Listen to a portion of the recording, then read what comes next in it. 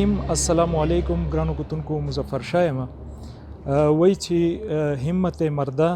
مدد خدا. خو نن مونږ د مرد چې کوم همت دی په هغې خبره نه کوو، خبره به نن کوو د زنانه په همت باندې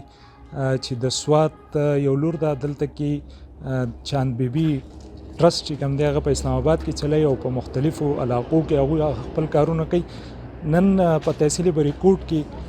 بیا په ابوه کلي کې دلته کې په الحمید پبلک سکول چې کوم دی په ابوه کې په هغې کې خپل یو کاوش شروع کړی دی. دلته کې کم هغه ماشومان چې هغوی وس نه لري، طاقت نه لري، هغوی دپاره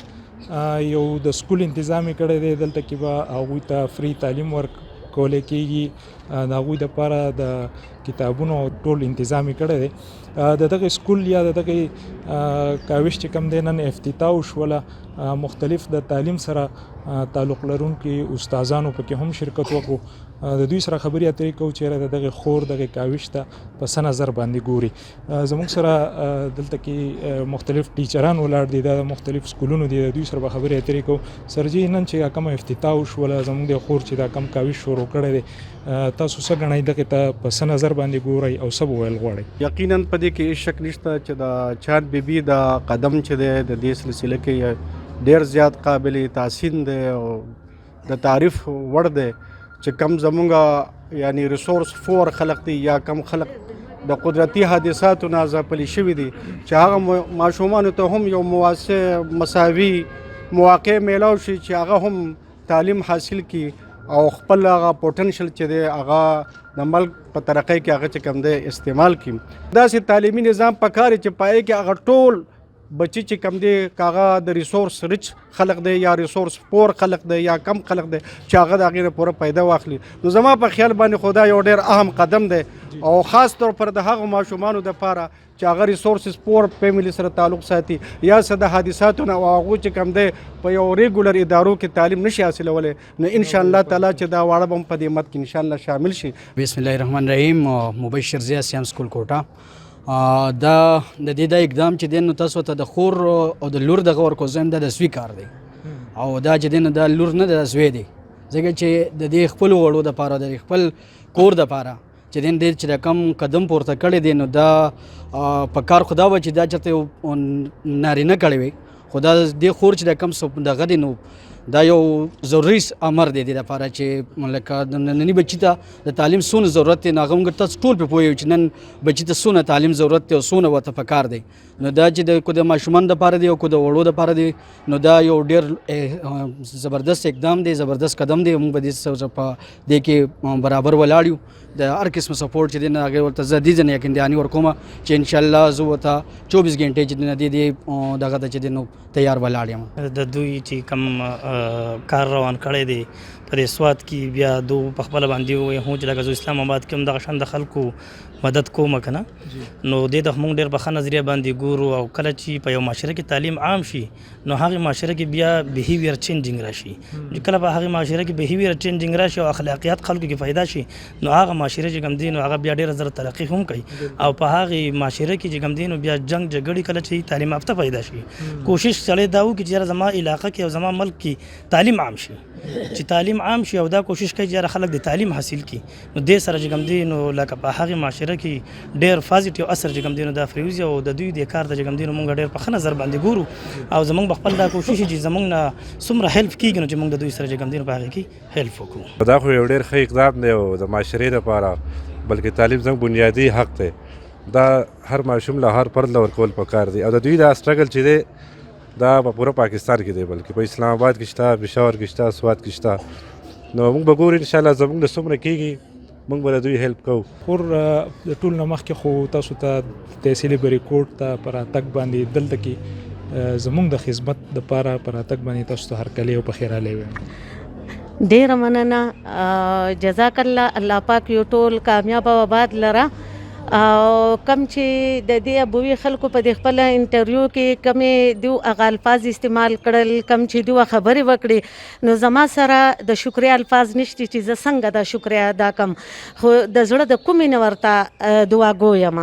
او بس دا زموږ د سوات یو علاقه ده ابوه او د دې ابوي خلکو د جذبې ته د دوی د مدد ته د دوی د هیلپ ته چې ما وکتل کنه چې دیو زما سره کم لکه هغه ملاتړ وکړو نو د هغې په وجه باندې موږ سټارټ د دې ځای نه واغستو او نور د الله نه امید لرو چې نور تحصیلونو کې موږ هم داسې هلې ځلې وکړو. دا راته ووایه چې چونکې ستاسو په اسلام آباد کې کار کړی دی هغه د چا نه پټ پناه نه دی ټولې دنیا ته پته ده چې تاسو هلته کې د یتیمانانو غریبانانو مسکینانو دپاره څومره کار کړی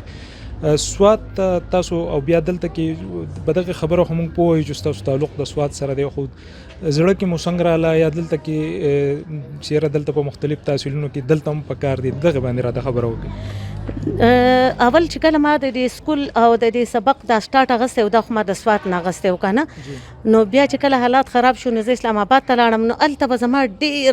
زما خواهش وي که نه چې زه په سوات کې کار وکړم د دې ماشومانو دپاره زه کار وکړم کم ځای کې چې ضرورت وي کم ځای کې چې داسې ماشومان چې یا د سکول نه بهر یا د هغو وس نه کېږي او د هغو دپاره مونږ کار وکړو دا زما د زړه هغه خواهش و چې هغه الله تعالی پوره کړو او هغه ستاسو د ټولو د میډیا والاو دا سیاسي کسانو دا نور چې د کمالیمان کم چې دا معزز خلک دی د دوی په مدد باندې هغه سټارټ مونږ واغستو نو نن زما ډېره د خوشحالۍ ورځ ده. مونږ ګورو چېرې ستاسو سره ستاسو په ټرسټ کې ډېر خلک چې کوم دی پاکستانیان چې دي یا پښتانه چې دي هغوی مدد هم ډېر کوي ستاسو سره ملاتړ هم ډېر کوي زموږ په معاشره کې بیا بل طرف هم خلک دې کارونو ته په بل نظر هم ګوري نیگیټیو سایډ هم وي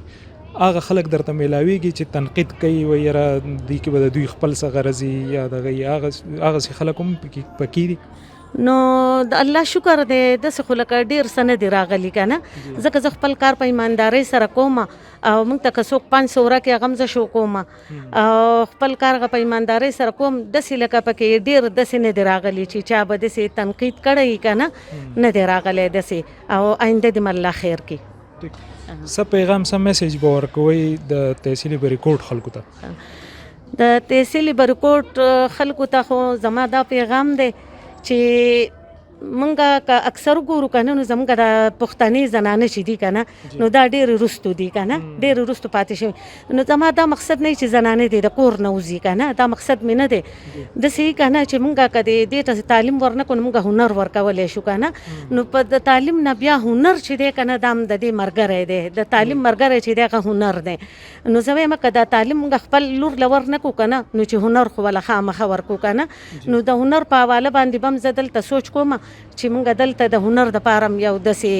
څه انتظام جوړ کړو دا غیم اهتمام کو او بس دا زما پیغام دی مونږ به دعا ګویو چې ستاسو دغه کاوش چې کوم دی دا دی الله سر ته او خدای دې نور هم همت درکړي چې نور په مخ په وړاندې باندې تاسو دغه کارونه بوځئ جي کتونکو څنګه چې تاسو د دوی خبرې واورېدې چې دغه خپل کاوش کوم دوی د هغه ځای نه شروع کړی و هغه اوس په سوات کې خورئ او د دې یو خبره وکړئ چې یاره زنانه چې کومې دي هغوی له پکار دی چې موږ د تعلیم سره سره څه نه څه هنر هم دغه کړو او دغه کار هم دوی کوي هلته کې په خپل ټرسټ کې دوی دغه کار هم کوي الله دې ورله نور هم توفیق ورکړي چې دغه کارونه مخ په وړاندې باندې لاړ شي او انشاءالله زموږ مدد چې کوم دی هغه به د دوی سره وي تر یو بل پروګرام پورې خپل کوربه مظفر شاه باچا له اجازت ورکوي دا تل پاتې خدای پامان.